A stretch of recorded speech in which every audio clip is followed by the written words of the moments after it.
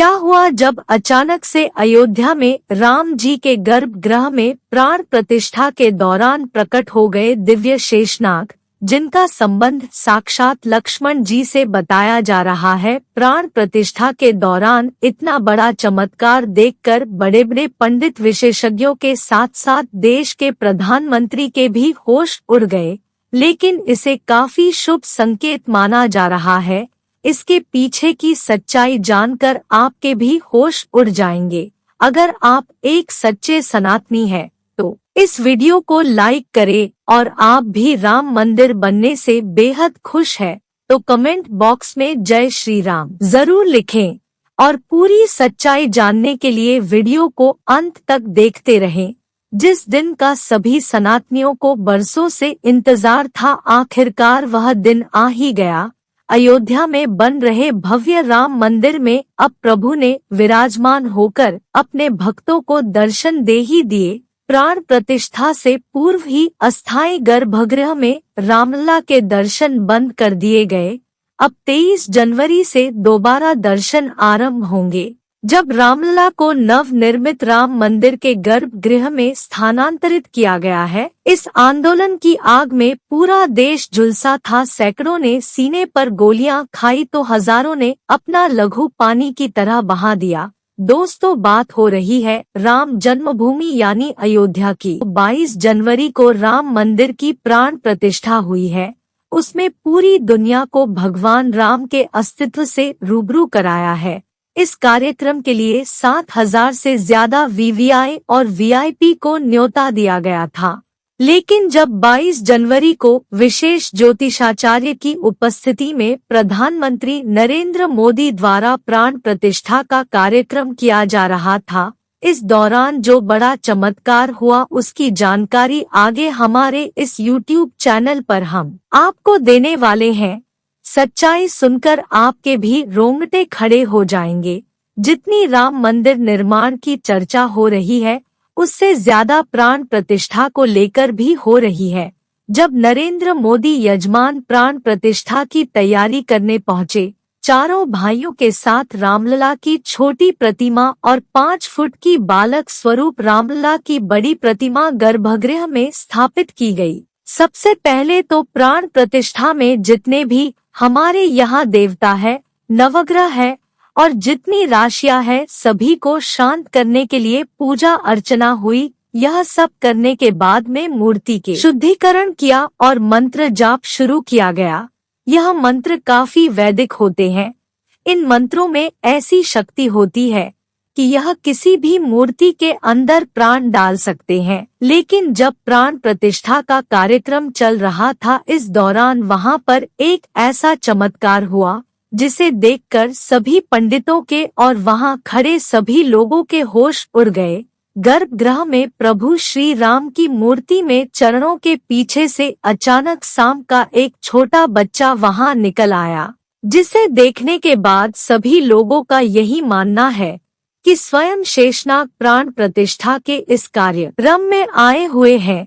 सभी लोगों ने उन्हें प्रणाम किया और सुरक्षित तरीके से बाहर मंदिर परिसर के बाहर छोड़ दिया गया। लेकिन सबके मन में यही सवाल था, गर्भगृह बहुत सुरक्षित है, चारों तरफ से अंदर किसी जीव जंतु के आने की कोई संभावना नहीं है, तो छोटा सा सांप का बच्चा मूर्ति के पैरों में आखिर कहां से आया था? क्या वह वहां पर चमत्कारी रूप से प्रकट हुआ था? इसके बाद इस चमत्कार को शुभ संकेत मानकर स्वयं लक्ष्मण जी की वहां पर उपस्थित मानकर पुनः प्राण प्रतिष्ठा का कार्यक्रम शुरू किया गया। अब सबको इंतजार था उन 84 सेकंड का, जिसके दौरान प्रभु श्री राम की आंखों से पट्टी हटने वाली थी और मूर्ति में प्राण प्रतिष्ठा होने वाली थी। इन 84 सेकंड को विशेष मुहूर्त के तौर पर देखा जाता है, जिसे अभिजीत मुहूर्त कहते हैं, जो कि 11 से लेकर 12 के बीच कुछ सेकंड होते हैं। और जैसे ही 11 से 12 बजे के बीच अभिजीत मुहूर्त का समय आया, उन खास 84 सेकंड के दौरान विशेष ज्योतिषाचार्य द्वारा प्रभु श्री राम की आंखों की पट्टी खोल दी गई। मूर्ति की आंखों के सामने रखा हुआ कांच अपने आप टूट गया और मूर्ति की प्राण प्रतिष्ठा संपन्न हुई। मतलब कहा जाए कि प्राण प्रतिष्ठा अर्थात पत्थर की मूर्ति को जीवंत करना है। चाहे पत्थर की मूर्ति हो, चाहे धातु की मूर्ति हो, चाहे लकड़ी की मूर्ति हो, जो भी मूर्ति होती है प्राण प्रतिष्ठित होने पर ही वह पूजनीय होती है। यदि प्राण प्रतिष्ठा नहीं है तो जैसे दुकान में पड़ी हुई मूर्ति वही है। तो इसीलिए उसकी विधि विधान से प्राण प्रतिष्ठा की व्यवस्था है। जो शक्तियां परमात्मा में होती है, उन मंत्रों के द्वारा उन सारी शक्तियों को उस प्रतिमा में स्थापित किया जाता है, जिससे लोग दर्शन करने के बाद लाभ उठाते हैं और जिन जिन भावनाओं के साथ उनका दर्शन करते हैं उनका कल्याण होता है।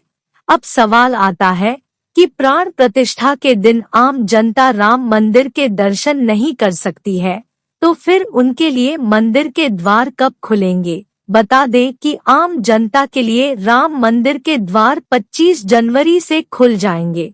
हालांकि मंदिर के दर्शन के लिए लोगों को पहचान संबंधित अपने दस्तावेज लेकर जाने होंगे। इन दस्तावेजों की लिस्ट में आधार कार्ड को पहले नंबर पर रखा गया है।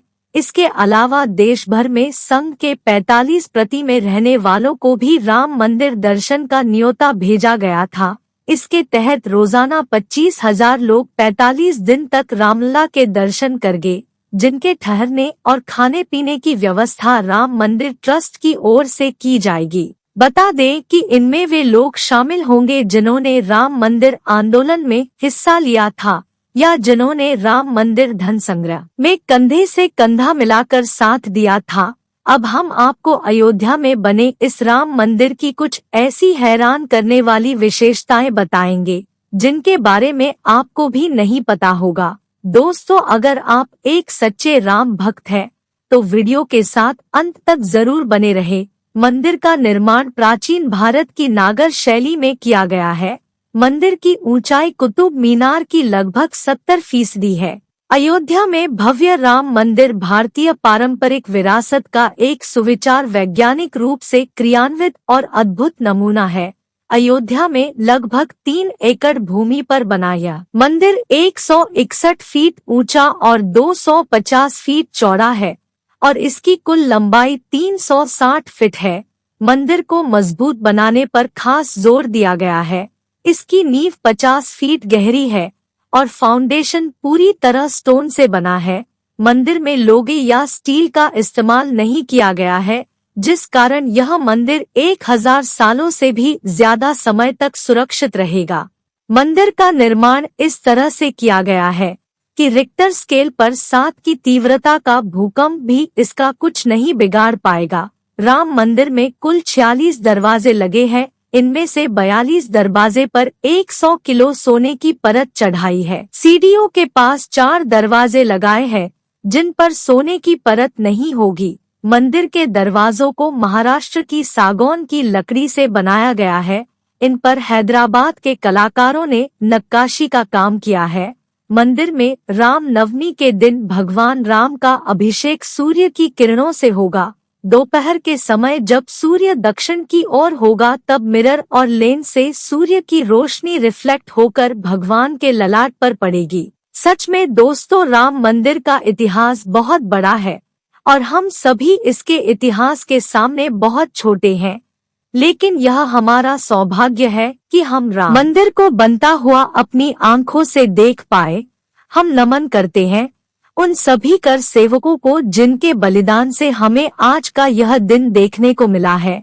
आप भी नीचे कमेंट बॉक्स में उन्हें श्रद्धांजलि जरूर दें। और अगर आपको यह वीडियो पसंद आई है, अगर आप एक सच्चे राम भक्त हैं, तो वीडियो को लाइक करके कमेंट बॉक्स में जय श्री राम जरूर लिखें।